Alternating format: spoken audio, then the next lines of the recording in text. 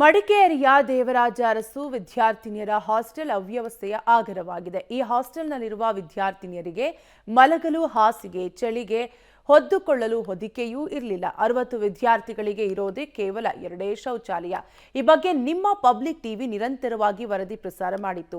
ವರದಿ ಪ್ರಸಾರ ಆಗ್ತಿದ್ದಂತೆ ಬೆಳಗ್ಗೆಯೇ ಹಾಸ್ಟೆಲ್ಗೆ ಪ್ರಭಾರ ಡಿಸಿ ಕವಿತಾ ಭೇಟಿ ನೀಡಿ ಮಕ್ಕಳ ಪರಿಸ್ಥಿತಿಯನ್ನ ಅವಲೋಕಿಸಿದ್ರು. ಬಳಿಕ ಪಬ್ಲಿಕ್ ಟಿವಿಯೊಂದಿಗೆ ಮಾತನಾಡಿದ ಕವಿತಾ, ಈ ವರ್ಷಕ್ಕೆ ಮಡಿಕೇರಿ ತಾಲೂಕಿಗೆ 2 ಹಾಸ್ಟೆಲ್ಗೆ ಅನುಮೋದನೆ ಸಿಕ್ಕಿತ್ತು. ಬಾಲಕ ಬಾಲಕಿಯರಿಗೆ ಹಾಸ್ಟೆಲ್ ಅನುಮತಿ ನೀಡಲಾಗಿತ್ತು. ಬಾಲಕಿಯರ ಹಾಸ್ಟೆಲ್ ತಡವಾಗಿ ಆರಂಭ ಮಾಡಿದ್ದೇವೆ. ಹಾಸ್ಟೆಲ್ ಆರಂಭ ಮಾಡಿರೋದ್ರಿಂದ ಮೊದಲ ಹಂತವಾಗಿ ಕೊಡಬೇಕಾದ ಸೌಕರ್ಯಗಳನ್ನು ನೀಡಿದ್ದೇವೆ. ಮಕ್ಕಳಿಗೆ ಇದೀಗ ಹಳೆಯ ಹಾಸ್ಟೆಲ್ನಿಂದ ಬೆಡ್ಗಳು ಇದೆ, ಅದನ್ನ ತಂದು ಕೊಡಲಾಗಿದೆ. ಮಕ್ಕಳ ಭದ್ರತಾ ವ್ಯವಸ್ಥೆಗೆ ಪೊಲೀಸರೊಂದಿಗೆ ಮಾತನಾಡಿ ರಾತ್ರಿ ವೇಳೆಯಲ್ಲಿ ಬೀಟ್ ವ್ಯವಸ್ಥೆಯನ್ನ ಮಾಡಲಾಗುತ್ತದೆ ಅಂತ ತಿಳಿಸಿದರು. 2024ನೇ ಈ ವರ್ಷಕ್ಕೆ ಬಜೆಟ್ ಘೋಷಣೆ ಆದಂತೆ ಈ ಹಾಸ್ಟೆಲನ್ನು ಮಡಿಕೇರಿ ತಾಲೂಕಿಗೆ ಜಿಲ್ಲಾ ಕೇಂದ್ರದಲ್ಲಿ 2 ಹಾಸ್ಟೆಲ್ ಸ್ಯಾಂಕ್ಷನ್ ಆಗಿದೆ. ಒಂದು ಬಾಯ್ಸ್ ಹಾಸ್ಟೆಲ್, ಒಂದು ಗರ್ಲ್ಸ್ ಹಾಸ್ಟೆಲ್. ಬಾಯ್ಸ್ ಹಾಸ್ಟೆಲ್ ರನ್ನಿಂಗಲ್ಲಿ ಆಲ್ರೆಡಿ ಇದೆ, ಅದಕ್ಕೆ ಚೆನ್ನಾಗಿ ಬಿಲ್ಡಿಂಗ್ ಸಿಕ್ಕಿದೆ.